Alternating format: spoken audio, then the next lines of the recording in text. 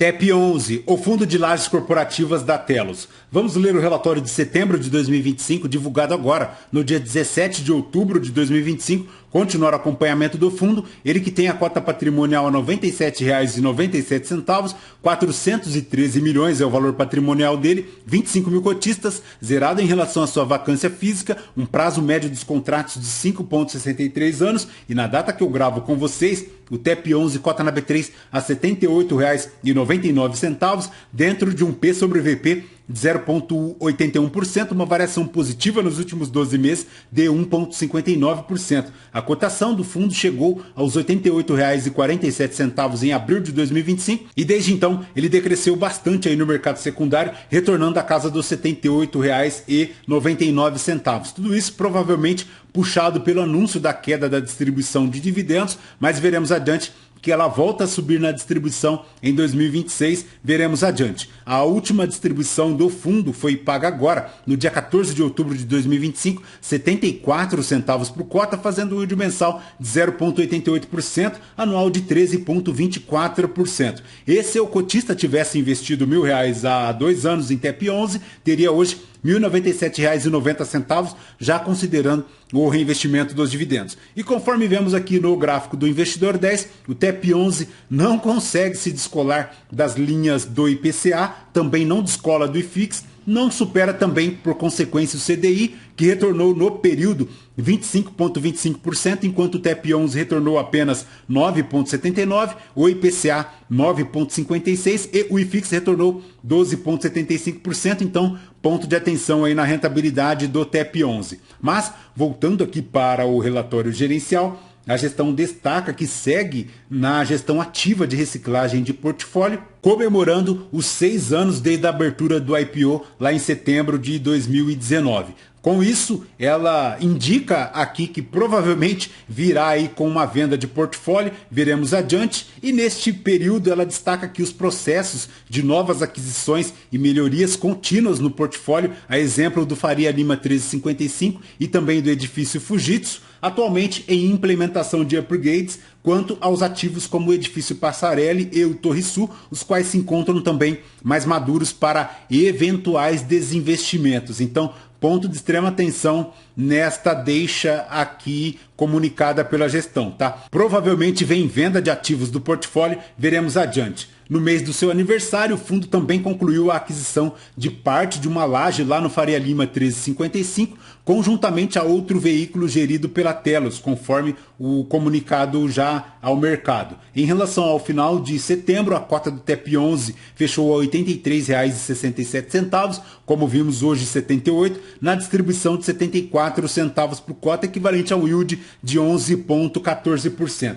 Em relação à evolução dos indicadores aqui do TEP11 desde 2019, ele cresceu em relação aos seus ativos certificados, agora são 3 ante a 5. A liquidez saiu de lá de R$ 757 mil para agora 1.157.000. E em relação ao número de cotistas também crescendo de 4 mil para 25 mil, ponto positivo. A vacância também decresceu, saindo lá de 22%, agora zerado em 2025. Ponto extremamente positivo, e as receitas também saindo na casa de 1.100.000 para 3.500.000, ponto extremamente positivo. Considerando desde a abertura do IPO, o TEP11 teve um retorno total de 46,5%, enquanto o IFIX retornou apenas 34,1%. Então, no comparativo, ele consegue superar em pequena medida o IMAB, que retornou apenas 42,3%, enquanto o IFIX, como comentamos, retornou 34,1%. Em relação às suas movimentações, ele comenta aqui aquela renovação com sucesso do edifício Passarelli. O edifício, que foi adquirido em 2019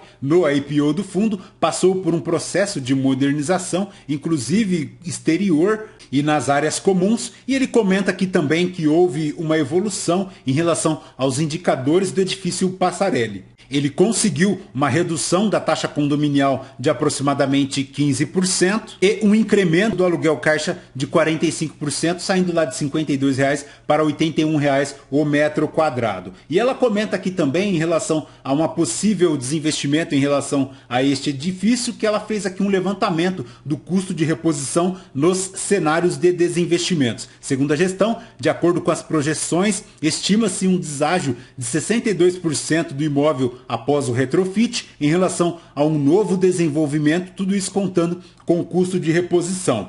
O comparativo é um imóvel que se encontra localizado lá na região da Faria Lima e faz com que o custo total chegue a R$ 26.591 o metro quadrado, enquanto o edifício Passarelli, que embora não esteja aqui na região da Faria Lima, tem um custo total com as benfeitorias na casa de R$ 10.048 o metro quadrado. Já em relação ao edifício Fujitsu, ela comenta aqui que a reforma avança conforme o cronograma, com a conclusão estimada para meados de novembro, ponto positivo. Já em relação ao Torre Sul, as tratativas com a Med System, atual ocupante de 2 andares e da área do teatro, totalizando 1.700 metros quadrados, estão em fase final. Para o edifício Passarelli, houve a conclusão da instalação do acesso facial às catracas do edifício, garantindo uma maior segurança e conforto para aqueles que frequentam o prédio e, adicionalmente, foi submetido para avaliação a recertificação LEED do imóvel, atualmente na classificação Gold.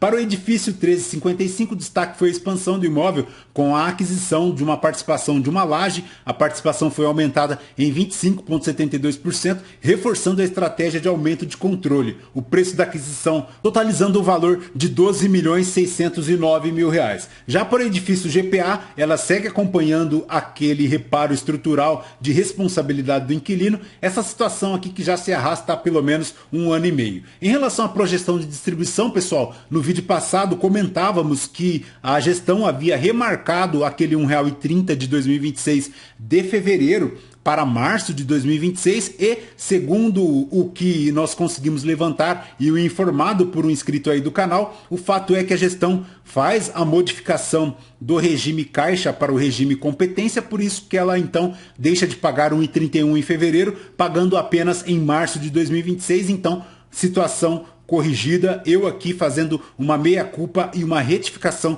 na informação que foi passada no vídeo passado. Mas o fato é que a distribuição veio de R$ 1,10, decresceu para 74 centavos agora em agosto de 2025, quando ela foi para 91 centavos, decresceu novamente para 74 centavos e segue em 74 centavos até fevereiro de 2026, com a volta a R$ 1,31 em março de 2026. Para a DRE do fundo, ele faz apenas 57 centavos por cota de resultado, dos quais ele distribui 74 centavos e faz então um resultado acumulado não distribuído, consumindo a reserva, ela que agora é de apenas 33 centavos por cota, ponto de extrema atenção. O total aqui de patrimônio do fundo, 401 milhões, ele tem 465 em imóveis, 4 milhões e 300 em caixa, 1 milhão e 100 em fundos imobiliários, tem 73 milhões para receber de venda de ativos, 49 milhões de aquisições de imóveis, além de 15 milhões e 300 para receber de outros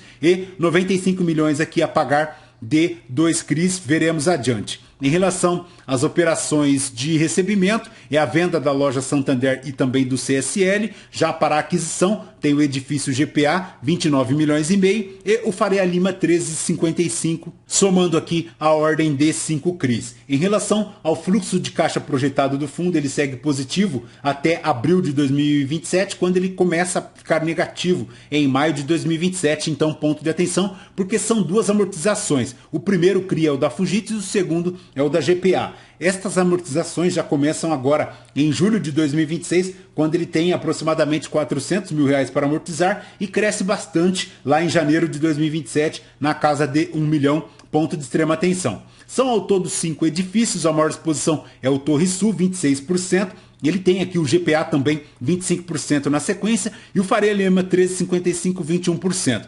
Para a indexação majoritária IPCA, 89,4%. A maior exposição por atuação de inquilinos é o setor de varejo, 24,2%, seguido do TI, 21%, e da agroindústria, 20%. Em relação ao vencimento dos contratos, 3% vencendo em 2025, o maior vencimento é lá em 2027, quando ele chega na casa de 28%, e para os reajustes ele tem um total de 10% das receitas para serem reajustadas agora em outubro de 2025, 2% em novembro de 2025. Prazo médio dos contratos, 5,63 anos. O maior contrato deles em prazo é o edifício GPA, 13,75%, mas ele fica aí na média de 5,63%. Em relação ao portfólio, zerado para vacância física, 1,58% de vacância financeira, já está na hora de cobrar estas dívidas. E em relação à alavancagem aqui do fundo, agora na casa de 23,7% no segundo trimestre de 2025. Lembrando que para 2026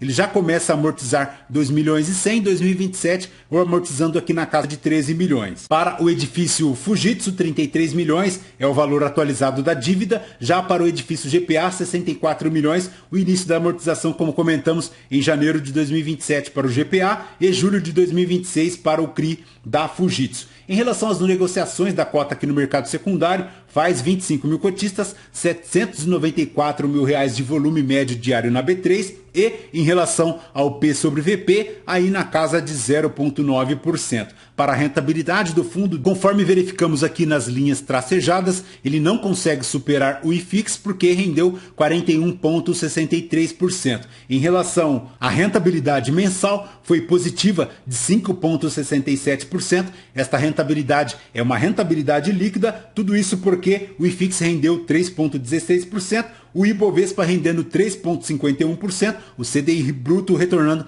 apenas 1,16%. Então, aí ele faz uma diferença positiva de aproximadamente 2,5% frente ao IFIX, ponto positivo. Em relação ao comparativo dos seus pares, ele fica aqui na segunda colocação em relação ao P sobre VP de 0,84 e rendendo 0,24% no comparativo do IFIX, fazendo um yield anualizado de 10,83%. No crescimento da distribuição, ele cresceu 20,75%, saindo lá em 2019 na casa de 27 centavos para agora 90 centavos para o cota na média anual, ponto extremamente positivo, e DTEP11 é basicamente isso.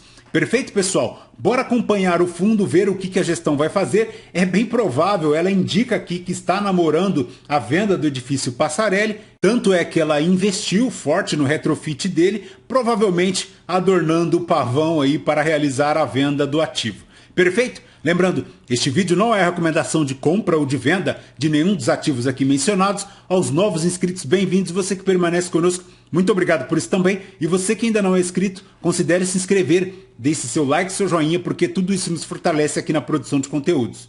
Voltamos então com vocês no próximo vídeo. Fraterno abraço a todos, até mais.